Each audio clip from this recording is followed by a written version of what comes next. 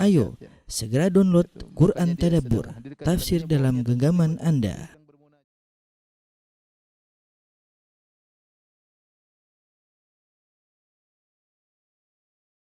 Bismillahirrahmanirrahim. Assalamualaikum warahmatullahi wabarakatuh. Alhamdulillahi ala ihsanih wa syukru lahu ala taufiqihi wa amtinanih. Wa asyhadu an la ilaha illallah wahdahu la syarika lahu ta'ziman li sya'nih. Wa asyhadu anna Muhammadan abduhu wa rasuluhu da'ila ridwanih. Allahumma salli alaihi wa ala alihi wa ashabihi wa ikhwanih. Para ikhwan dan akhwat, para jamaah Majelis Ta'lim Al-Ittiba'. Pada kesempatan bahagia ini kita melanjutkan bahasan kita dari surat Al-Baqarah masih, dan kita lanjut pada ayat yang ke-40.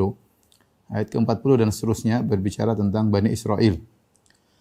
Kita tahu bahwasanya surat Al-Baqarah ya, ayat-ayat ini turun Madaniyah, yaitu turun ketika Nabi SAW sudah berhijrah ke kota Madinah. Makanya di awal-awal surat disebut tentang orang munafik ya. Karena orang munafik baru muncul di kota Madinah. Di Mekah tidak ada orang munafik ya. Kemudian di Madinah juga Nabi SAW bertetangga dengan orang-orang Yahudi ya, yang mereka terdiri atas 3 suku, Bani Qainuqa, Bani Nadhir, dan Bani Quraidah. Dan mereka sengaja tinggal di kota Madinah untuk menantikan kedatangan Rasulullah SAW, karena telah tertulis dalam ilmu mereka, apakah lewat Taurat ataukah pemberitahuan dari ulama-ulama mereka, bahwasanya Nabi terakhir itu akan berhijrah ke kota yang penuh dengan korma.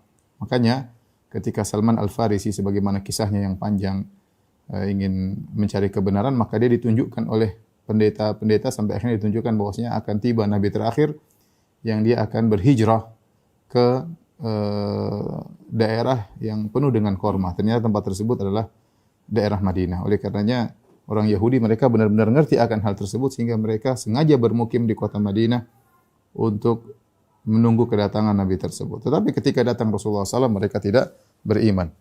Allah mulai menyebutkan tentang mereka, tentang bagaimana nikmat-nikmat yang Allah berikan kepada mereka ya. Allah Subhanahu wa taala berfirman pada ayat yang ke-40, Ya Bani Israel, adhkuru ni'mati allati an'amtu alaikum wa aufu bi ahdi ufi bi ahdikum wa iyaya farhabun. Wahai Bani Israel, ingatlah akan nikmatku yang telah aku anugerahkan kepadamu, dan penuhilah janjimu kepadaku. Niscaya aku penuhi janjiku kepada kalian, dan hanya kepadakulah kamu harus tunduk atau takut. Ya, ini Allah mulai menyebut tentang nikmat yang Allah berikan kepada Bani Israel dan mengingatkan tentang janji yang Allah sudah ambil dari mereka. Adapun firman Allah, ya Bani Israel, wahai keturunan Israel. Israel adalah Nabi Yakub alaihissalam. Ya. Israel adalah Nabi Yakub alaihissalam. Bahkan sebagian ulama disebut oleh Al-Qurtubi dalam tafsirnya, tidak ada nabi yang memiliki 2 nama ya, kecuali Yakub dan Nabi Muhammad SAW. Muhammad namanya banyak, ada Muhammad, ada Ahmad, ada Hashir, ada yang lainnya.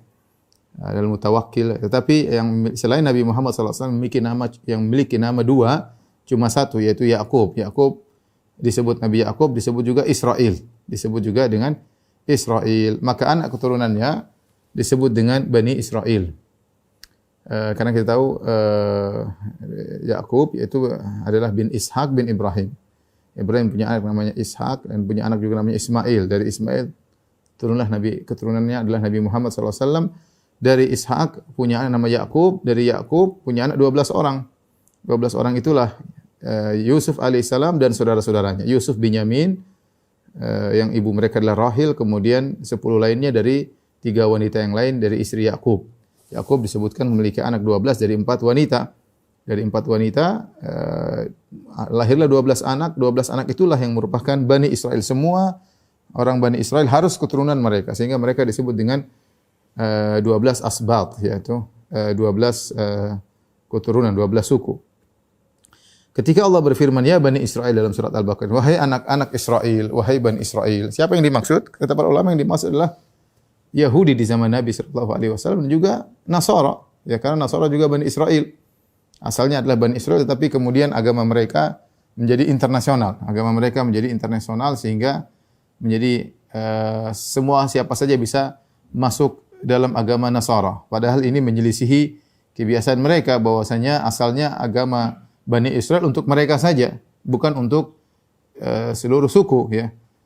Dan Nabi SAW mengatakan wa kana nabiyyu qabli yub'atsu ila qaumihi wa bu'itsu ila nasi kafah. Nabi-nabi sebelumku diutus kepada kaumnya. Hanya Nabi Muhammad SAW saja yang diutus kepada seluruh umat manusia. Oleh karenanya orang Yahudi tidak suka dengan Nasara. Kenapa? Karena Nasara menjadikan agama mereka agama internasional, semua orang boleh masuk. Adapun Yahudi yang mereka aslinya, mereka tahu bahwasanya agama mereka khusus buat mereka, khusus buat Bani Israel. Oleh karenanya firman Allah, ya Bani Israel, wahai anak-anak Israel, tentunya yang pertama masuk adalah orang Yahudi yang mereka tetap menjaga suku mereka dari Bani Israel. Demikian juga masuk ke Nasara yang masih asli dari Bani Israel. Adapun Nasara yang bukan dari Bani Israel maka tidak termasuk dalam ayat ini. Tidak termasuk dalam ayat ini. Ya Bani Israel, uzkuru ni'mati allati an'amtu 'alaikum. Ingatlah ya tentang nikmat-nikmat yang aku berikan kepada kalian. Nikmat sini mufrad, tetapi ketika diidhafahkan kepada dhamir mutakallim yaitu pembicara nikmatku ya, maka ini meskipun dia tunggal tetapi memberikan faedah keumuman. Ini dibahas dalam usul fikih ya. Ya. Seperti firman Allah Subhanahu wa taala, wa in ta'uddu ni'matallahi, kalau kalian menghitung nikmat Allah, ya maksudnya apa? Nikmat Allah. Meskipun disebut secara mufrad tapi dia plural. Ketika disebut kalau kalian menghitung nikmat Allah, kalau kita terjemahkan bahasa Indonesia artinya kalau kalian menghitung nikmat Allah la tuhsuha, kalian tidak akan bisa menghitung-hitungnya. Jadi uzkuru ni'mati allati an'amtu 'alaikum. Ingatlah nikmat-nikmat yang aku berikan kepada kalian, ya. Terlalu banyak ya. Nanti akan Allah perinci setelah ini bagaimana nikmat-nikmat yang Allah berikan kepada kalian, banyak sekali kepada Bani Israel. Ya. Kemudian kata Allah, wa aufu bi ahdi, ya. Penuhilah janjimu kepadaku, ufi bi ahdikum, maka aku akan penuhi janjiku kepada kalian. Wa iyaya farhabun, dan kepadakulah hendaknya kalian takut ya. Apa janji yang Allah ingatkan kepada Bani Israel ya? Janji yang Allah sudah ambil dari Bani Israel ya. Banyak ya, di antaranya yaitu seperti firman Allah Subhanahu wa taala dalam surat Al-Maidah ayat 12, wa laqad akhadallahu mitsaqa Bani Israil wa ba'atsna minhum 12 naqiba wa qala Allah inni ma'akum la in aqamtumus salat ya. Sungguh Allah telah mengambil janji dari Bani Israel ya. Dan Allah mengutus dari mereka ada 12 wakil. Kemudian kata Allah, wa qala Allah inni ma'akum. Ini janji Allah, aku akan bersama kalian. Syaratnya apa? La in aqamtumus salata. Kalau kalian tegakkan salat. Wa ataitumuz zakata, dan kalian membayar zakat. Wa amantum bi rusuli, dan kalian beriman dengan rasul-rasulku, di antaranya Muhammad sallallahu alaihi wasallam. Wa azzartumuh, dan kalian akan menolong rasul-rasul yang datang. Ya, wa aqratumullaha qardan hasanan, dan kalian juga memberi sedekah, itu pinjaman kepada Allah dengan pinjaman yang baik, maksudnya sedekah ya. Jadi inilah di antara janji-janji yang Allah sudah ambil dari Bani Israel, maka Allah ingatkan. Sudah banyak nikmat yang aku berikan kepada kalian, dan penuhilah janji yang kalian telah janjikan kepadaku ya. Tadi di antaranya memberikan salat, bayar zakat ya. Di antaranya adalah beriman kepada Rasul-Rasul yang akan datang. Dan di antara Rasul tersebut adalah Nabi Muhammad sallallahu alaihi wasallam. Ya, atau janji mereka untuk menegakkan Taurat ya.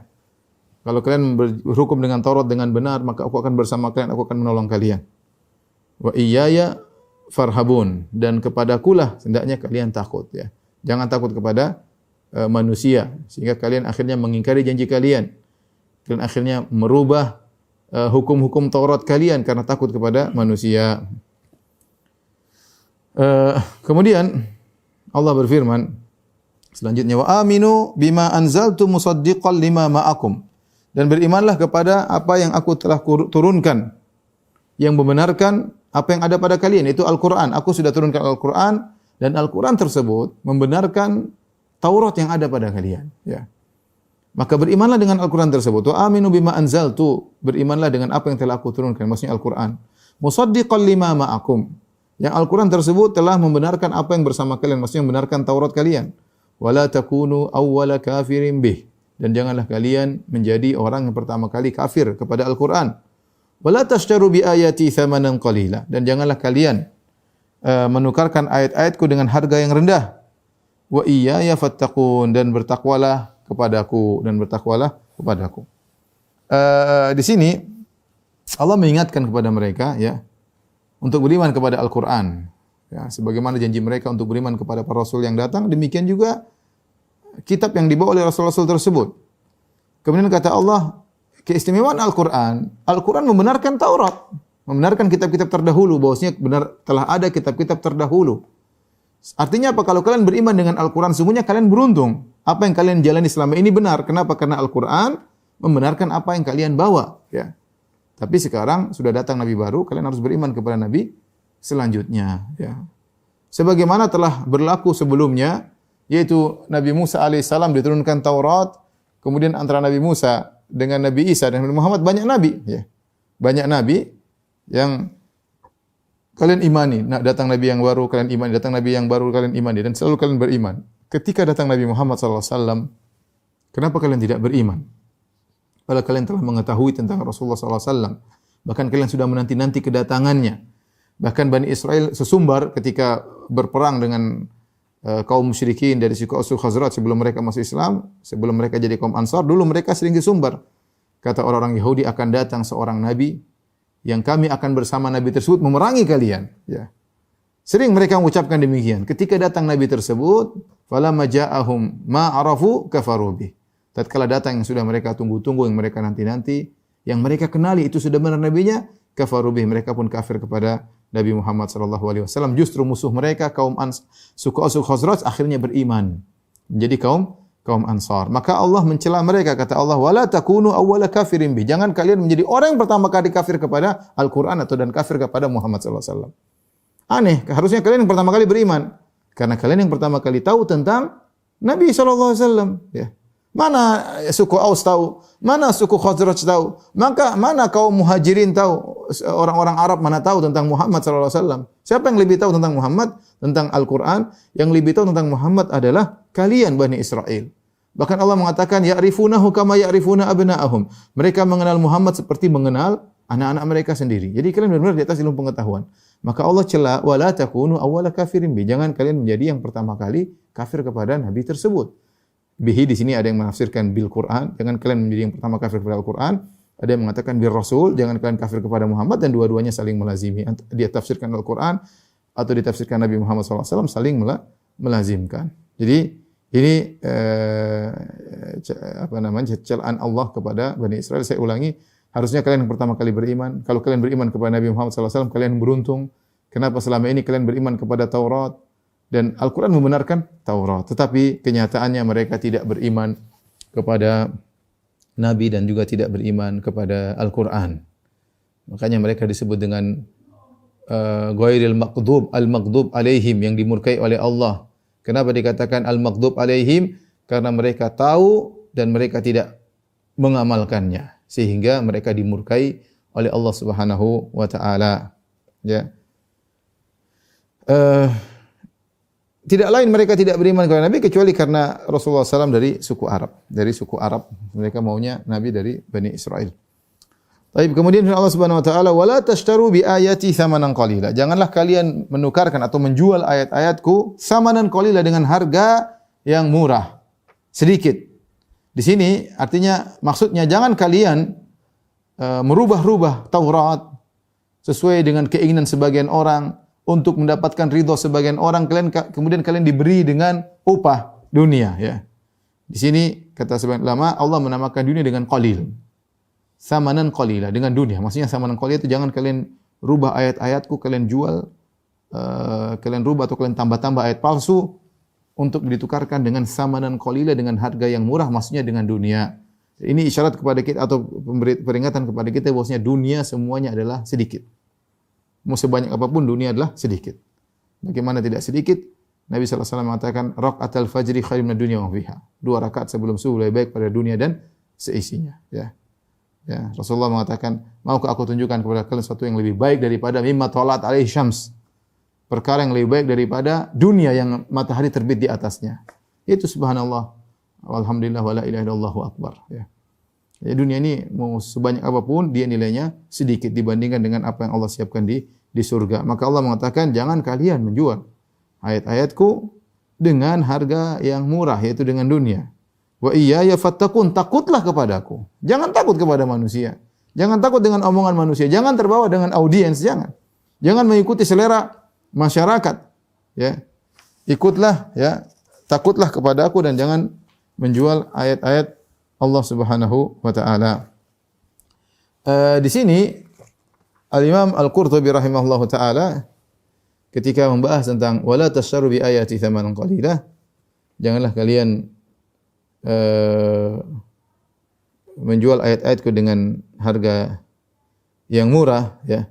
Maka beliau mengatakan ini adalah kebiasaan orang-orang Yahudi dahulu ya.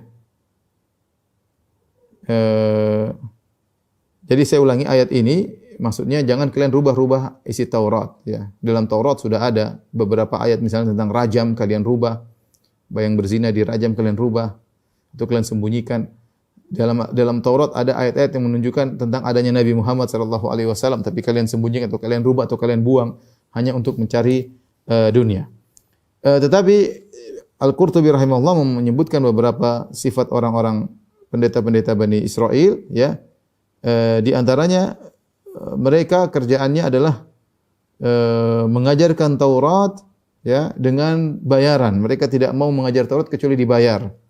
Ini di antara tafsiran ayat ini ya. Di antaranya mereka tidak mau mengajar kecuali dengan dibayar. Sehingga akhirnya para ulama khilaf ya tentang permasalahan ya. Apakah boleh enggak seorang mengajarkan Al-Qur'an kepada orang lain kemudian dengan ujrah, dengan upah ya. Karena Allah mencela Bani Israel, pendeta-pendeta mereka demikian. Rahib-rahib mereka dahulu mengajarkan Taurat dengan mempersyaratkan upah. Maka Allah tegur di antara tegurannya wala tasyaru bi ayati tsamanan qalila. Jangan kalian jual ayat kami dengan harga yang murah. Maka sebagian ulama melarang ya, seperti pendapat Az-Zuhri. Az-Zuhri dan Ashabur Ra'yi itu dari sebagian ulama Hanafiyah ya. Mereka melarang bahwasanya tidak boleh seorang mengajarkan Al-Qur'an dengan mengambil upah ya. Mereka berdalil dengan ayat ini, wala tasyaru bi ayati tsamanan qalila. Dan ini kebiasaan orang-orang pendeta-pendeta rahib-rahib Yahudi ya. Ini pendapat sebagian ulama Zuhri dan juga sebagian Ashabur Ra'yi. Pendapat yang lain dan ini pendapat jumhur ulama itu pendapat Al-Imam Malik, Imam Syafi'i dan Imam Ahmad. Dan ini jumhur ulama sebagaimana pernyataan Al-Qurtubi, ini mayoritas ulama mereka mengatakan boleh seorang mengajarkan Al-Qur'an dengan meminta upah. Dalilnya adalah hadis Ibnu Abbas tentang ruqyah. Ketika Nabi berkata, "Inna ahaqqa ma akhadhtum alaihi ajran kitabullah." Sebaik-baik upah yang kalian ambil adalah dari kitabullah, itu dari mengajarkan Al-Qur'an, ya. Ini pendapat jumhur ulama ya. Karena ketika sebagian sahabat meruqyah dengan baca Al-Fatihah akhirnya sembuh, kemudian mereka dikasih jo'lah atau apa namanya? Hadiah dari pemberian dari orang-orang yang disembuhkan dengan ruqyah tersebut. Demikian juga di antara dalil kisah tentang seorang sahabat yang dia miskin kemudian dia ingin menikah dengan seorang wanita. Kemudian Rasulullah SAW mengatakan, "Kau punya apa?" Dia bilang, "Saya punya sarung." Ya sudah, jadikan itu sebagai mahar. Kata dia, "Sarungku cuma satu. Kalau saya kasih mahar, saya tidak bisa pakai sarung." Kemudian kata Nabi SAW, "Iltamis walau khataman min hadid." Carilah meskipun hanya cincin dari besi. Kemudian dia cari enggak dapat. Terus Rasulullah bertanya, "Kau punya hafalan Quran apa?" Maka dia sebutkan, "Saya punya hafalan ini dan itu." Maka Nabi SAW mengatakan, "Zawwajtukaha bima ma'aka minal Quran." Aku nikahkan engkau dengan Quran yang kau miliki sebagai mahar. Disebut dalam riwayat yang lain, maksudnya dengan engkau mengajarkan Al-Quran kepada wanita tersebut. Dan kita tahu namanya mahar harus bernilai, bukan hanya sekedar setoran hafalan, bukan. Maksudnya di sini engkau mengajarkan Al-Quran kepada wanita tersebut itu bernilai, bisa jadi mahar. Kenapa? Karena mengajarkan Al-Quran bisa dapat upah. Dan ini dijadikan dalil oleh jumhur ulama bahwasanya mengajarkan Al-Quran boleh mengambil upah. Wallahu a'lam bishawab. Bagaimanapun seorang hati-hati ketika dia berbicara tentang agama, baik mengajarkan Al-Quran atau mengajarkan ilmu-ilmu agama, maka jangan dia jadikan itu sebagai tujuan. Jangan dijadikan dunia sebagai tujuan. Apalagi Nabi SAW bersabda, "Man ta'allama ilman mimma yubtagha bihi wajhullah, la yata'allamuhu illa liyusiba 'aradan minad dunya, illa liyusiba bihi 'aradan minad dunya, lam yajid arfal jannah yaumal qiyamah." Kata Nabi SAW, barang siapa yang menuntut ilmu agama yang seharusnya dituntut dalam rangka mencari wajah Allah, kemudian dia tidak mempelajarinya kecuali untuk mendapatkan dunia, ya, maka dia tidak akan mencium bau surga. Dan ini ancaman yang keras bagi orang yang menuntut ilmu dalam rangka mencari dunia, ya, dalam rangka mencari dunia. Dan Syekh Utsaimin menyebutkan seorang jangan menuntut ilmu kemudian dia ingin supaya dapat duit, jangan. Jadi berarti dia termasuk dalam hadis ini. Tetapi kalau dia kemudian nuntut ilmu, kemudian dia diberi kedudukan, kemudian dia diberi tempat untuk mengajar, digaji, enggak jadi masalah dia mengambil gaji tersebut. Dia mengambil upah tersebut, tetapi jangan dijadikan sebagai itu tujuan. Tujuan saya mengajar, saya belajar ilmu supaya saya dapat dunia banyak. Ini haram karena Allah Maha tahu tentang niat. Allah Maha tahu tentang niat. Maka saya ingatkan juga sebagian agar kita tidak mengikuti dai-dai yang kemudian mereka misalnya ketika mengajar ilmu tertentu mereka pasang tarif, ya, tarif sekian. Maka ini perkara yang sebenarnya tidak layak bagi seseorang, ya. Apalagi Nabi tadi mengatakan barang siapa menuntut ilmu dalam rangka untuk meraih secercah dunia, lam yajid arfal jannah, dia tidak akan mencium bau surga, dia tidak akan mencium bau surga. Maka kepada para muallimin, kepada para dai, kepada para pengajar, para qurra, ahli baca Quran, para asatidzah, hendaknya mereka memperbaiki niat mereka, ya. Kalaupun mereka mendapatkan hadiah atau pemberian, maka hendaknya jangan dijadikan itu sebagai tujuan utama. Jangan dijadikan sebagai tujuan utama. Kalau mereka memiliki kelebihan harta, maka mereka bisa sumbangkan kepada yang lain. Yang penting jangan menjadikan dunia sebagai tujuan utama. Makanya di antara doa Nabi SAW, wala taj'alid dunya akbaru hammina. Ya Allah, jangan kau jadikan dunia sebagai tujuan kami yang terbesar. Kemudian kata Allah Subhanahu wa taala, jadi wa iyaya fattaqun, takutlah kepadaku, jangan kau jual ayat-ayatku dengan harga yang murah, yaitu jangan kau sembunyikan ayat-ayat dalam Taurat yang menyelisih hawa nafsumu atau karena keinginan sebagian orang. Sebagaimana dalam hadis yang masyhur ketika ada seorang, kalau orang-orang Bani Israel, Yahudi, di antara mereka orang-orang kaya berzina, maka tidak ditegakkan hukum rajam, cuma dicambuk. Tapi kalau orang-orang miskin berzina, maka ditegakkan hukum rajam. Akhirnya demi kemaslahatan manusia, maka mereka kumpulkan agar menyenangkan orang-orang kaya dan orang-orang miskin, maka mereka akhirnya merubah isi Taurat. Mereka sepakat bagaimana kalau hukum rajam ini supaya enak kita semua, ya, kita rubah. Ya, harusnya dirajam kalau sudah nikah kemudian berzina, dirajam sebagaimana dalam Islam, tapi mereka rubah supaya menyenangkan hati mereka. Mereka rubah yang harusnya dirajam dirubah menjadi cukup dicambuk, kemudian pelaku zinanya dikasih arang hitam di wajahnya, kemudian diarak di atas himar berputar-putar di kampung mereka. Ini namanya merubah. Kenapa? Takut kepada manusia. Hanya ingin mendapatkan ridho manusia. Yang lakukan ini siapa? Pendeta-pendeta mereka. Ya, pendeta-pendeta mereka melakukan ini untuk apa? Untuk meraih dunia. Jadi kemudian mereka sembunyikan ayat-ayat Allah untuk meraih dunia. Kemudian Allah Subhanahu wa taala lanjutkan mengingatkan mereka. Wala talbisul haqqo bil batil wa taktumunal haqqo wa antum ta'lamun. Ya.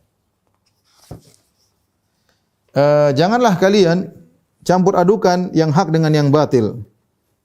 Dan janganlah kalian sembunyikan yang hak sementara kalian mengetahui. Ini larangan mencampur adukan antara hak dan batil. Hak harus hak, ya. Tidak ada dicampur adukan dengan kebatilan, ya. Oleh karenanya Allah Subhanahu wa taala ketika menyebutkan tentang hak dan batil, ya, maka Allah pisahkan hak sendiri, batil sendiri. Tidak boleh dicampur adukan. Seperti firman Allah Subhanahu wa taala, "Dzalika bi anna Allah huwal haq wa anna ma yad'una min dunihi huwal batil." Kata Allah, hal itu karena Allah adalah al-haq. Wa anna ma yad'una min dunihi huwal batil. Adapun yang disembah selain Allah adalah batil. Jadi hak sendiri, batil sendiri. Tidak mungkin dicampurkan. Tidak mungkin dicampurkan. Seperti juga firman Allah Subhanahu wa taala, "Wa inna aw iyyakum la ala hudan aw fi dhalalim mubin." Sungguhnya kami atau kalian la ala hudan, di atas petunjuk, aw fi dhalalim mubin, atau di atas kesesatan yang nyata. Jadi cuma dua kemungkinan, di atas kebenaran atau kesesatan yang nyata. Tidak digabung-gabungkan. Ya. Kemudian juga firman Allah Subhanahu wa taala, "Famadza ba'dal haqqi illa dhalal." Apalagi setelah kebenaran pasti kebatilan. Tidak ada yang tengah-tengah. Campur baur antara kebatilan dengan al-haq, enggak ada. Ya. Oleh karenanya ketika Rasulullah SAW berbicara tentang Al-Quran, kata Rasulullah SAW, Al-Quran hujjatun lak au alaik. Al-Quran itu membelamu atau akan menyerangmu. Ketika seorang mencampurkan kebatilan dengan kebenaran, ini jadi masalah, ini dilarang. Kalau ketika dicampur kebatilan dengan kebenaran, dan kebatilan dengan kesesatan, maka otomatis ada kebenaran yang tersembunyikan. Makanya Allah mengatakan wala talbisul haqqo bil batili wa taktumul haqqo. Jangan campurkan kebenaran dengan kebatilan, dan kalian menyembunyikan kebenaran, ya, karena konsekuensi dari mencampur adukan antara kebenaran dengan kebatilan pasti ada kebenaran yang ada hak yang tersembunyikan. Yang sebagian hak yang tersembunyikan tersebut diganti dengan kebatilan. Maka di-merger, digabungkan antara kebenaran dengan kebatilan. Allah larang. Hak-hak, batil-batil. Maka jangan dicampur adukan. Ini para ulama khilaf. Apa maksudnya ini? Apa maksudnya? Apa yang telah dilakukan oleh Bani Israel sehingga Allah menegur mereka? Ada yang mengatakan, yaitu kalian jangan mencampur adukan Taurat yang batil dengan Taurat yang hak dengan kebatilan. Itu kalian merubah-rubah ayat dalam Taurat. Ya, kalian merubah ayat dalam Taurat. Seperti tadi, mereka rubah ayat tentang rajam, mereka rubah hukumnya dan mereka mengatakan ini dari Taurat, ya. Kata Allah Subhanahu wa taala, "Fawailul lil ladzina yaktubuna al-kitaba bi aydihim, thumma yaquluna hadza min indillah, liyashtaru bihi thamanan qalila." Sungguh celaka orang-orang yang menulis dengan tangan-tangan mereka, mereka ngarang ayat-ayat, kemudian mereka berkata, ini adalah dari sisi Allah, liyashtaru bihi thamanan qalila, untuk mendapatkan dunia yang sedikit. Jadi mereka ngarang, ini ayat, ada ayat, tidak ada rajam. Padahal dalam Taurat isinya rajam. Ini namanya mencampur adukan antara kebatilan dengan kebenaran. Contoh, mereka mencampurkan antara kebatilan dengan al-haq. Di antaranya mereka mengatakan benar Muhammad adalah Nabi. Kami beriman Muhammad adalah Nabi. Tapi Muhammad diutus bukan untuk kami. Nabinya harus Nabi Bani Israel. Muhammad Arab. Maka Arabi ini, Muhammad orang Arab ini, sukunya Arab, diutus kepada suku yang lain. Ini contoh di mana mereka mencampur adukan antara kebatilan dengan al-haq, dengan mengaku-ngaku bahwasanya Muhammad memang benar nabi tapi tidak diutus bagi kami. Ya. Atau mereka mengatakan mereka beriman akan datang nabi terakhir tapi nama Muhammad mereka coret. Akan datang nabi terakhir tapi bukan Muhammad. Ini di antara bentuk mencampur adukan antara kebenaran dengan kebatilan. Ini sangat berbahaya para jamaah Majelis Ta'lim Al-Ittiba. Karena kalau kebatilan muncul sebagai kebatilan, banyak orang tidak ikut. Tapi ketika dipoles dengan sedikit kebenaran, maka banyak yang ikut. Ini. Betapa banyak bid'ah dipoles dengan sedikit sunnah, maka jadi laris. Bid'ah dipoles dengan sedikit sunnah, maka jadi laris. Musik-musik yang haram dipoles dengan kasidahan menyebut nama-nama Allah jadi laris. Ya, kalau mungkin musik murni orang mungkin tidak ikut, tapi ketika dipoles dengan sedikit kebenaran seakan-akan jadi benar. Dan sifat manusia ketika ada tercampur kebatilan dengan kebenaran, yang mereka lihat kebenaran yang ada di situ, sehingga menjadikan sebagian mereka tutup mata dengan kebatilan yang ada. Dan ini berbahayanya orang mencampur adukan antara kebatilan dengan kebenaran. Makanya Allah larang dengan larangan khusus. Kalau hak-hak, batil-batil, jangan dicampur adukan. Ya, jangan dicampur adukan. Ya. Kata Allah, wa taktumul haqqa wa antum ta'lamun. Kalian sengaja menyembunyikan kebenaran sementara kalian mengetahui hal tersebut. Ya. Kalian tahu itu kebenaran. Kalian tahu Muhammad adalah nabi terakhir untuk kalian. Untuk seluruh umat manusia kalian sembunyikan. Kalian sudah nungguin nabi tersebut. Ketika datang kalian tidak beriman. Ya. Kalian tidak beriman. Kemudian kata Allah Subhanahu wa taala, wa aqimus salata wa atuz zakata warka'u ma'ar raki'in. Dirikanlah salat, tunaikan zakat dan rukuklah bersama orang-orang yang rukuk. Ini dalil bahwasanya mereka Bani Israel ya juga diperintahkan dengan ini, dengan salat. Jadi Bani Israel juga wa aqimus salat. Ini ayat tentang Bani Israel ya, saya ulang. Ini ayat tentang Bani Israel. Wa aqimus salata wa atuz zakata. Dirikanlah salat, bayar zakat, warka'u, dan rukuklah bersama orang-orang yang rukuk. Jadi mereka juga salat, mereka juga bayar zakat. Adapun salat mereka bagaimana? Wallahu a'lam bishawab, tapi yang jelas mereka ada rukuknya. Yang jelas ada rukuknya. Zakatnya bagaimana? Allah alam bisawab, mereka juga bayar zakat.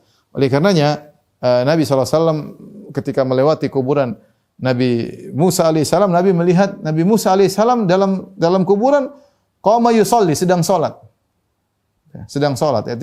Yaitu Nabi Musa merasakan kenikmatan dengan beribadah kepada Allah bahkan dalam alam barzakh. Bukan dalam barzakh. Dan Nabi Isa alaihissalam ketika dia berbicara pertama kali di hadapan Bani Israel, dia berkata, Inni Abdullah atani Allahul kitaba wa ja'alani nabiyya wa ja'alani mubarakan aina ma kuntu wa awsani bis salati waz zakati ma dumtu hayya.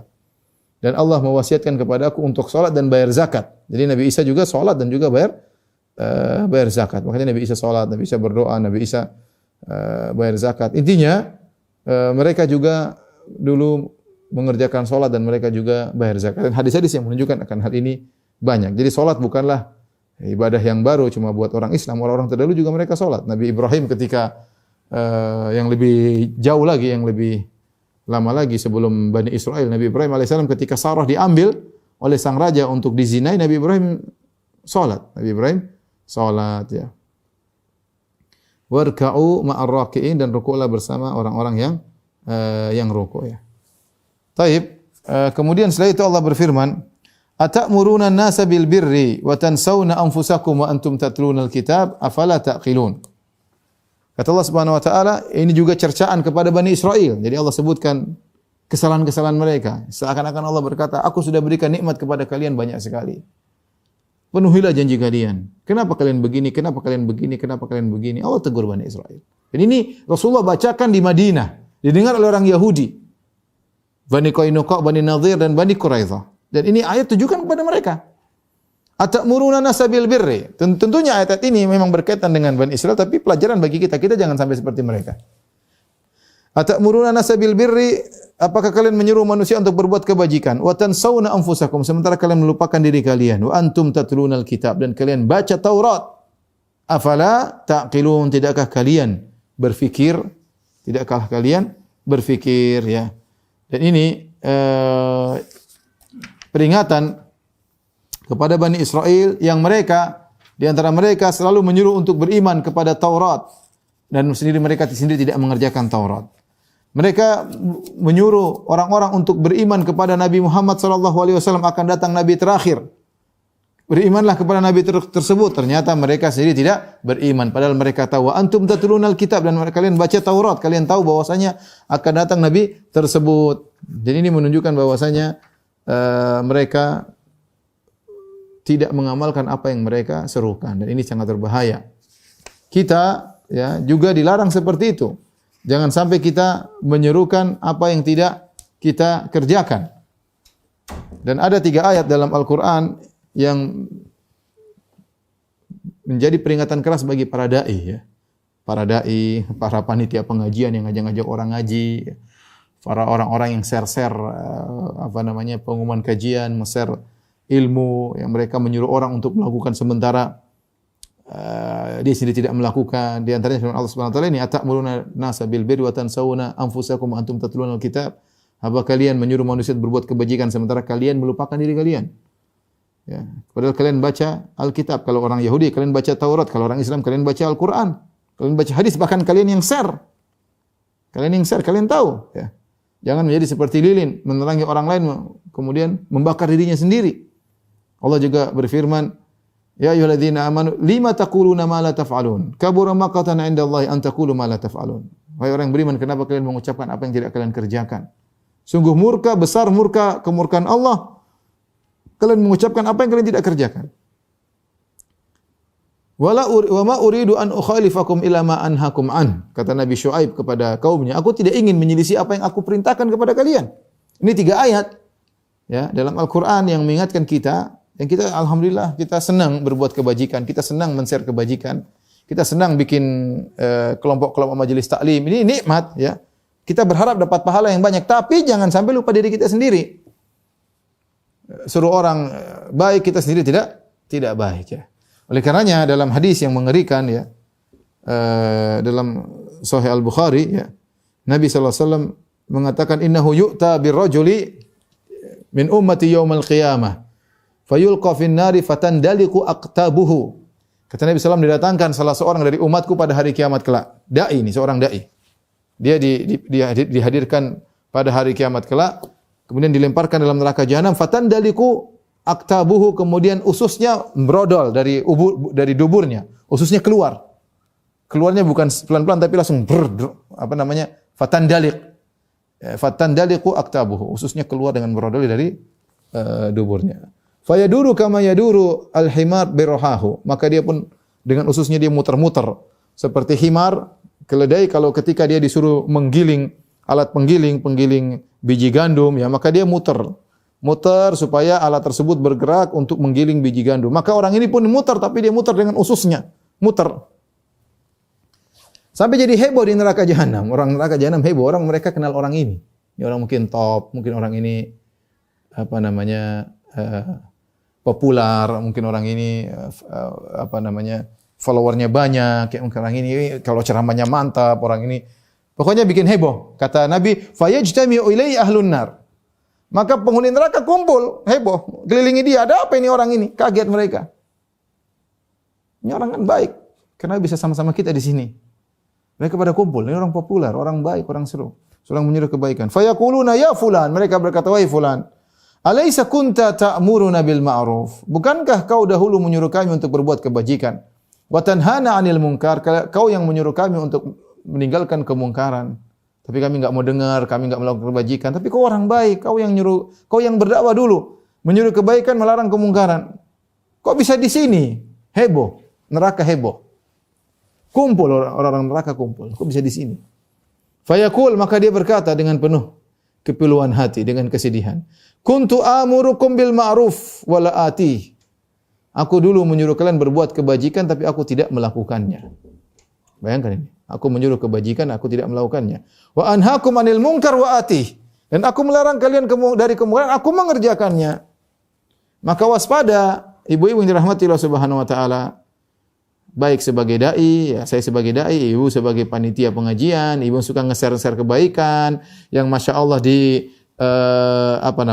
display picture-nya isinya hadis-hadis, isinya ayat-ayat, isinya perkataan para salaf. Masya Allah, kalau orang baca orang bisa terpesona dengan nasihat-nasihat tersebut. Kemudian ternyata kita sendiri waliyadzubillah atau kemudian tidak melakukan apa yang kita sebarkan tersebut. Oleh karena saya sering sampaikan bahwasanya yang paling utama untuk mengerjakan, yang paling membutuhkan apa yang kita share adalah diri kita. Kita yang paling utama. Karena kalau kita hanya bisa ngomong, kita akan celaka pada hari kiamat kelak. Dan akhirnya nasibnya seperti orang ini. Malu kalau orang datang, loh, ibu-ibu kan dulu ketua majelis taklim. Ibu dulu kan yang ngajak-ngajakin pengajian. Ibu yang ini, kenapa bisa di sini? Ya, repot. Karena seorang muhasabah diri, kita ini punya kekurangan. Yang kita banyak istighfar. Timbul pertanyaan, Ustaz kalau begitu, kalau kita belum baik kita enggak boleh berdakwah? Enggak. Kita sekarang dibebani dengan dua perkara. Kita ada beban dari Allah. Ya kita disuruh menyampaikan dan kita suruh mengamalkan apa yang kita sampaikan. Maka yang bisa kita lakukan adalah kita berusaha semaksimal mungkin. Dan tidak mungkin kita meninggalkan seluruh maksiat. Makanya kalau kata Syekh Utsaimin rahimahullahu taala, ayyuna alladzi lam yaslam minal munkar? Siapa di antara kita yang selamat dari kemungkaran? Ya. Di antara kita pasti ada yang melarang kemungkaran, dia lakukan. Di antara kita pasti ada yang menyuruh kepada kebaikan, tidak dia kerjakan. Ayo kawan-kawan salat malam, di sini tidak salat malam. Ayo kawan-kawan jaga pandangan, di sini tidak jaga pandangan. Terus apa yang kita lakukan Ustaz? Kita berhenti dari dakwah, kita berhenti dari menyebar pengajian, kita berhenti dari share ilmu. Sementara ahlul batil, tukang maksiat, share di sana sini kejahatan mereka, kebatilan mereka, kesesatan mereka, kekufuran mereka, ateis mereka sebarkan. Terus kita gimana Ustaz? Jalan, tapi sering beristighfar kepada Allah. Berdoa kepada Allah agar kita bisa melaksanakan semaksimal mungkin. Ya, agar kita punya uzur di hadapan Allah. Ya Allah, saya sudah berusaha. Kalau terjerumus dalam kemaksiatan, segera istighfar kepada Allah. Jangan tunda-tunda. Ya, jangan tunda-tunda. Jadi ayat ini ayat yang mengerikan bagi para dai. Tapi mereka harus tetap menyampaikan ayat-ayat Allah. Dan orang yang hanya bisa ngomong, tidak mengerjakan, ini ciri-ciri Yahudi. Ciri-ciri pendeta Yahudi. Makanya Allah tegur mereka. Atamuruna bil birri wa tansawna anfusakum. Kalian yang bisa ngomong tapi melupakan diri kalian. Ya. Kemudian firman Allah Subhanahu wa taala, "Wasta'inu bis-sabri was-salat wa innaha lakabiratun ilal khashi'in." Dan mintalah pertolongan kepada Allah dengan sabar dan salat. Wa innaha lakabiratun ilal khashi'in. Sungguhnya salat itu terasa berat kecuali bagi orang-orang yang khashi'in, orang-orang yang khusyuk. Yaitu yang takut kepada Allah Subhanahu wa taala. Yang khusyuk ketika salat, dan ini adalah sifat yang mulia ya. Seorang yang takut kepada Allah, terutama secara umum dia khusyuk kepada Allah, dia takut kepada Allah, terutama ketika dia khusyuk ketika sedang salat ya. Ini dalil bahwasanya salat merupakan penolong utama ketika seorang menghadapi perkara yang sulit, seorang menghadapi ujian hidup ya. Di antaranya dengan segera salat, dan itu kebiasaan Nabi sallallahu alaihi wasallam. Karena Nabi sallallahu alaihi wasallam idza hazabahu amr fazi'a ila salat. Adalah Nabi sallallahu alaihi wasallam kalau menghadapi suatu permasalahan langsung segera menuju salat. Yang pertama Nabi kerjakan salat. Salat 2 rakaat minta petunjuk kepada Allah Subhanahu wa taala. Dan menjadikan salat sebagai penolong dengan penuh kekhusyuan adalah perkara yang berat ya. Wa innaha lakabiratun ila alal khashi'in. Menjadikan salat untuk salat dan bersabar adalah perkara yang sulit. Salat dan bersabar perkara yang sulit, kecuali bagi orang-orang yang khusyuk, yang takut kepada Allah Subhanahu wa taala. Siapa mereka? Alladzina yadhunnuna annahum mulaqu rabbihim, yaitu orang-orang yang mereka meyakini bahwasanya mereka akan bertemu dengan Rabb mereka, wa annahum ilaihi raji'un, dan mereka akan kembali kepada Allah Subhanahu wa taala. Ini orang-orang yang bisa terbiasa dengan salat, terbiasa dengan sabar, yaitu siapa? Orang-orang yang takut kepada Allah, yang yakin mereka akan bertemu dengan Allah dan mereka akan dikembalikan oleh Allah kepada Allah Subhanahu wa taala. Adapun orang yang tidak takut kepada Allah, salat bagi dia berat, bersabar berat. Dia tidak mudah bersabar. Ada masalah maka dia segera tulis di internet, segera maki-maki di medsos, mungkin bikin pertemuan para wartawan untuk menyampaikan aspirasi dia atau isi hatinya. Tidak ada kesabaran dalam kata-kata, dalam perbuatan. Kemudian mau salat malas, dia selalu mencari solusi dari materi. Harusnya dia mencari solusi dengan beribadah kepada Allah terlebih dahulu. Adapun orang yang khusyuk, yang takut kepada Allah, yang yakin akan dikembalikan kepada Allah, alladzina yadhunnuna annahum mulaqu rabbihim wa annahum ilaihi raji'un, yang yakin dia akan ketemu dengan Allah dan akan dikembalikan kepada Allah, mudah bagi mereka untuk salat. Ada masalah sedikit salat. Ada masalah sedikit sabar. Itu sudah menjadi kawan perjalanan hidup mereka, sabar dan salat, sabar dan salat. Kalau anti ibu-ibu memiliki sifat seperti ini, ada masalah sabar, ada masalah salat, maka insyaallah termasuk dari ayat ini. Ya, kata Allah, wattaqu yawman turja'una fihi ila Allah. Takutlah pada hari di mana kalian akan dikembalikan kepada Allah Subhanahu wa taala. Karena orang yang yakin bahwasanya dia akan kembali kepada Allah, dia tahu dunia cuma sementara. Dia tahu dia akan mendapatkan balasannya di sisi Allah kalau dia bersabar. Sehingga dia mudah untuk bersabar, dia mudah untuk salat. Tapi kalau imannya kepada hari akhirat lemah, sulit dia untuk bersabar. Sulit, dia ingin ada balasan segera di dunia. Sulit untuk salat. Kenapa untuk salat? Karena dia tidak merasa yakin salat bisa memberi solusi baginya. Dia tidak merasa yakin. Sehingga dia bangun salat malas. Makanya kita jangan sampai demikian. Kemudian setelah itu Allah Subhanahu wa taala berfirman, ya. Ya bani Israil adhkuru ni'mati allati an'amtu 'alaikum wa anni faddaltukum 'alal alamin. Wahai bani Israil sekalian, ingatlah nikmat-nikmat yang aku berikan kepada kalian. Allah ulangi lagi. Jadi setelah Allah sebutkan nikmat, Allah ingatkan tentang kesalahan-kesalahan mereka. Ya, ini adalah suatu yang aneh. Kalian diberi nikmat harusnya bersyukur, maka kalian begini, mencampurkan hak dengan batil, menjual ayat-ayat dengan harga yang murah, ya. Kemudian pandainya ngomong tidak diamalkan. Allah sebutkan ciri-ciri Bani Israil. Setelah itu Allah ingatkan lagi, wahai Bani Israil, ingatlah nikmat-nikmat yang aku berikan kepada kalian. Dan lebih istimewa, wa anni faddaltukum 'alal alamin. Dan aku telah melebihkan kalian di atas segala umat. Ini maksudnya di zaman itu. Banyak suku Allah ciptakan, banyak keturunan Nabi Adam alaihissalam, banyak keturunan Nabi Nuh alaihissalam. Tapi yang paling mulia di zaman tersebut adalah Bani Israil. Saking mulianya mereka, Allah kirim banyak nabi untuk membimbing mereka. Tapi mereka menjadi bangsa yang paling biadab sekarang. Subhanallah.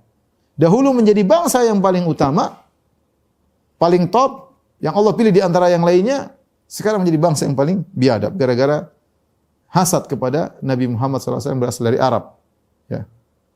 Maka Allah ingatkan, wattaqu yauman la tajzi nafsun an nafsin syai'a.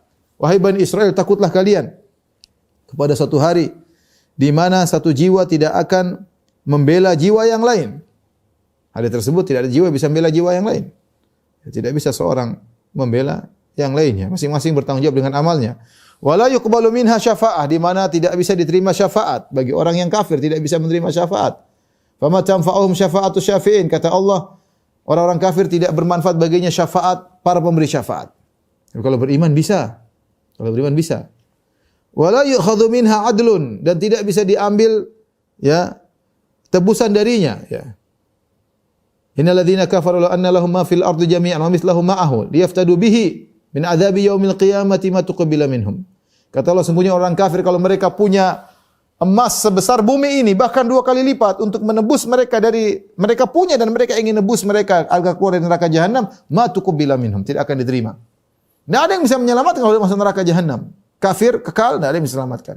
Syafaat tidak bermanfaat.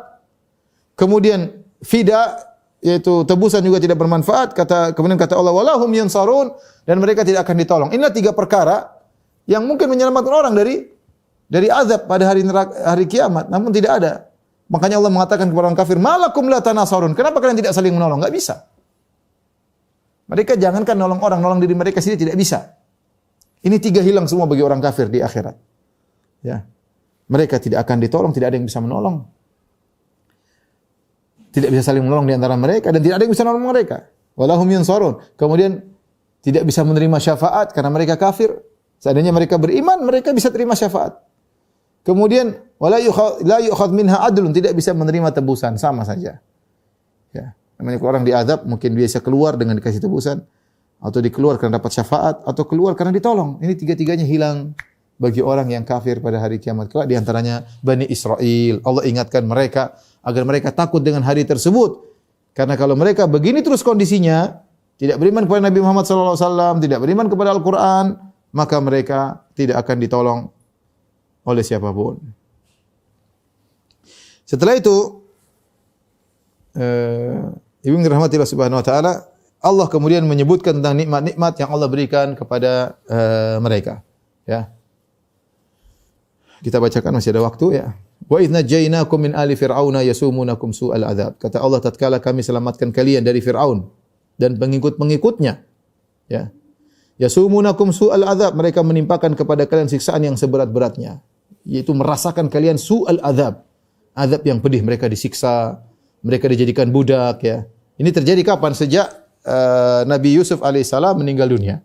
Ya, sebagaimana kita tahu sejarah Bani Israel, Nabi Yusuf, kisahnya Nabi Yusuf kemudian pergi ke Mesir, kemudian menjadi bendaharawan Mesir. Setelah itu kemudian dia panggil saudara-saudaranya Bani Israel semuanya ke Mesir. Dipanggillah bapaknya Yakub alaihissalam, dipanggillah ibunya Rahil, kemudian dipanggillah 11 saudaranya Binyamin dan yang lainnya. Kemudian mungkin keluarganya, tante-tantenya, bibinya, mungkin semuanya pindah ke Mesir. Setelah pindah ke Mesir, mereka diberi tempat khusus Bani Israel oleh penduduk Mesir. Penduduk Mesir. Disebutkan penduduk Mesir di zaman Nabi Yusuf dari suku Heksos, sebagaimana pendapat Tahir bin Asyur, dari suku Heksos. Kemudian setelah itu suku Heksos ini, Nabi Yusuf alaihissalam meninggal dunia, suku Heksos dikalahkan oleh suku Akbat. Suku Akbat sukunya Fir'aun. Ketika datang suku baru, suku Akbat sukunya Fir'aun, ya, maka mereka pun akhirnya berbuat zalim kepada Bani Israel. Ada yang mengatakan sukunya dari awal memang suku Akbat, tidak ada suku Heksos, tapi ini khilaf di kalangan para ulama. Artinya mereka setelah Nabi Yusuf meninggal dunia, mereka sudah tidak pandang lagi Bani Israel. Mulailah mereka disiksa, diperbudak, dijadikan pekerja dan yang lainnya. Mereka disiksa. Sampai akhirnya muncullah Fir'aun yang jahat, yang bengis.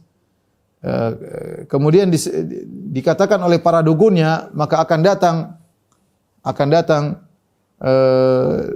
seorang anak lahir dari Bani Israel yang akan menggulingkan tahtamu, yang akan merebut singgasanamu. Dia akan lahir pada tahun sekian. Pada tahun sekian, ya. Maka akhirnya mulailah Fir'aun membunuh orang anak-anak yang lahir pada tahun tersebut ya. Kata Allah Subhanahu wa taala, "Yudzabbihuna abna'akum." Mereka Firaun dan bala tentaranya atau pengikutnya menyembelih putra-putra kalian. Wa yastahyuna nisa'akum. Adapun wanita-wanita dibiarkan hidup. Wa fi dzalikum bala'un min rabbikum 'azim. Yang demikian tersebut ada cobaan-cobaan yang besar dari Tuhanmu. Allah sebutkan ini dulu cobaan tapi Allah tolong mereka. Allah ingin menyebutkan nikmat yang Allah berikan kepada kalian wahai Bani Israil. Kalian dulu tersiksa. Kalian dulu terhina di Mesir. Kalian disiksa, dibunuh, dijadikan budak. Ya. Sampai wa fir'auna dzil autad. Di antara tafsiran firman Allah, wa fir'auna dzil autad, Fir'aun yang memiliki tali, di antaranya Fir'aun kalau menyiksa orang, dia taruh tali di seluruh di tangan kanan, tangan kiri, kaki kanan, kaki kiri, kemudian ditarik agar orang tersebut lepas, ditarik, disiksa oleh Fir'aun dan dinonton oleh Fir'aun dan bala tentaranya. Suka menyiksa. Yasumunakum su'al adzab. Membuat kalian merasakan siksa yang pedih. Di antara siksaan tersebut, selain kalian disiksa, selain kalian diperbudak, anak kalian disembelih. Yang laki-laki disembelih, yang perempuan tidak disembelih. Ini adalah kehinaan. Bagaimana kalau laki-laki disembelih, tinggal perempuannya jadi budak, disuruh melayani suku Akbat. Kalau dibunuh semuanya laki-laki perempuan selesai. Tapi tidak, yang laki-laki dibunuh agar tidak bisa melawan, perempuannya disiksa, dijadikan budak kemudian untuk melayani suku Akbat. Allah sebutkan tentang apa yang kalian rasakan dahulu, wa fi dzalikum bala'un min rabbikum 'azim. Sungguh ada ujian yang berat bagi kalian, tapi Allah selamatkan kalian dari siksaan ratusan tahun yang kalian rasakan. Kalau Allah sebutkan lagi, wa idh faraqna bikumul bahra fa anjaynakum wa aghraqna ala fir'auna wa antum tanzurun. Tatkala kami belah laut, Allah ceritakan bagaimana Allah selamatkan mereka, Bani Israel. Tatkala kami belah laut, fa anjaynakum, laut terbelah, kemudian sebagaimana sering kita sampaikan dalam kisah Nabi Musa alaihissalam, maka lautan tersebut mengalir ke atas dan ini mukjizat yang luar biasa. Ya. Kemudian tiba-tiba mengalir ke atas, kemudian yabasan, tiba-tiba tanahnya menjadi kering. Ini laut sudah entah berapa ribu tahun atau berapa juta tahun laut tersebut tiba-tiba begitu dibuka langsung kering seketika itu. Ini mukjizat dari Allah Subhanahu wa taala. Kenapa kering? Agar Bani Israel bisa lewat. Lautnya terbuka kemudian tanahnya kering seketika itu. La takhafu darakan wa la takhsha. Tidak perlu takut tenggelam, tidak perlu takut tersusul. Karena kalau tanahnya gembur, lembek, maka mereka berjalannya susah. Sementara suku Akbat, Fir'aun dan bala tentaranya sudah menyusul. Kalau mereka jalan terlambat, apalagi antara mereka ada orang tua, ada anak-anak, orang sakit, dikejarlah sama Fir'aun dan bala tentaranya. Maka Allah jadikan tanah tersebut langsung keras seperti tanah di daratan sehingga mereka langsung bisa menapakkan kaki mereka menuju sisi laut yang satunya. Maka mereka pun berjalan. Kata Allah, wa agraq fa anjaynakum, kami pun selamatkan kalian. Wa agraqna ala fir'aun, dan kami tenggelamkan alu Fir'aun dan bala tentaranya, wa antum tanzurun, dan kalian melihat. Kalian melihat.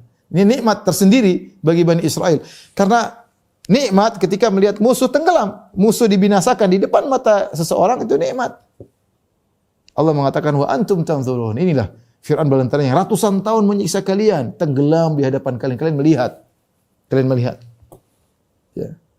Kalian melihat bagaimana mereka ditenggelamkan oleh Allah Subhanahu wa taala dengan kesombongannya dan keangkuhannya. Kemudian bahkan Allah selamatkan jasad Fir'aun di hadapan kalian. Kalian bisa lihat, ini Fir'aun masih hidup. Bukan masih hidup, mas jasadnya selamat dan benar-benar sudah tewas.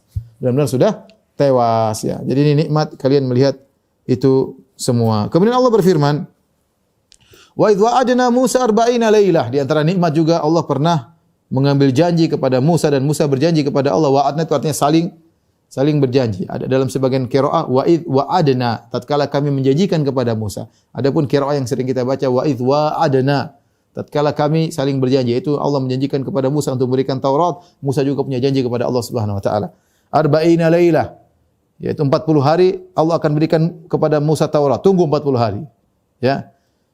Jadi Nabi Musa pergi, tunggu 40 hari Nabi Musa puasa, kemudian Nabi Musa pergi bertemu dengan Allah untuk menerima Taurat. Apa yang terjadi ketika Nabi Musa pergi meninggalkan kaumnya dan Nabi Musa menitipkan kaumnya kepada kakaknya Harun alaihissalam? Kata Allah, thumma takhadhtumul ijla. Kemudian kalian menjadikan patung sapi min ba'dihi, setelah Musa pergi, wa antum zalimun, dan kalian berbuat kezaliman. Kalian syirik kepada Allah Subhanahu wa taala. bagaimana kalian menyembah berhala sapi tersebut? Ya, ini sebagaimana Allah kisahkan dalam surat Toha. Ya, sudah pernah saya sampaikan, yaitu intinya ketika Nabi Musa pergi untuk menerima wahyu dari Allah Subhanahu wa taala, ya. Kemudian Nabi Musa menitipkan kaumnya kepada Nabi Harun alaihissalam. Ternyata di antara mereka ada Samiri. Samiri ini siapa sudah pernah saya jelaskan dalam tafsir surat Toha. Saya tidak ingin ulangi lagi. Tapi saya ingin sampaikan. Akhirnya mereka ternyata membawa emas-emas dari Bani Israel. Emas-emas dari mana? Dari suku Akbat. Disebutkan bahwasanya dalam ada dua pendapat di kalangan para tafsir, yaitu ketika mereka hendak kabur dari Mesir menuju meninggalkan kota Mesir, sehari sebelumnya mereka minjem emas dari suku Akbat. Teman-teman yang kenal, pinjam dong, kita ada walimah atau ada apa, jadi kasih pinjaman. Ketika mereka pergi dari kota Mesir, mereka bawa lari emas-emas tersebut. Dan ini haram. Mereka ngambil punya orang. Ini pendapat pertama. Pendapat kedua, ketika mereka melihat Fir'aun dan bala tentaranya tenggelam dalam lautan, sebagian jasad-jasad mereka selamat, artinya diselamatkan, maka mereka mengambil emas-emas yang ada pada jasad-jasad Fir'aun dan bala tentaranya. Padahal ghanimah tidak dihalalkan bagi mereka. Ini pendapat kedua. Intinya, mereka membawa emas yang emas-emas tersebut haram bagi mereka. Akhirnya, kata Nabi Harun, kumpulkan itu emas-emas semuanya, dibuang dalam suatu kubangan, kemudian dinyalakan api. Akhirnya datanglah Samiri, dia membentuk emas tersebut menjadi seperti sapi, kemudian dia lemparkan semacam pasir. Ya, ini dalam surat Toha intinya. Akhirnya sapi tersebut bisa mengeluarkan suara. Akhirnya mereka menyembah sapi tersebut. Ini yang Allah sebutkan. Ya. Tsumma takhadtumul ajla min ba'dihi wa antum zalimun. Kemudian kalian menjadikan sapi yang kalian sembah setelah perginya Nabi Musa dan kalian berbuat zalim. Tsumma afauna ankum min ba'di dzalika la'allakum tashkurun. Kemudian kami maafkan kalian setelah itu agar kalian bersyukur. Allah suruh mereka bersyukur. Sudah berbuat dosa, kemudian berbuat kesalahan, Allah ampuni. Dan mereka disuruh bersyukur oleh Allah Subhanahu wa ta'ala. Wallahu ta'ala bisawab. Sampai sini saja kajian kita. InsyaAllah kita lanjut 2 pekan lagi. Subhanakallah bihamdik. Asyhadu an la ilaha illa anta astaghfiruka wa atubu ilaik. Assalamualaikum warahmatullahi wabarakatuh.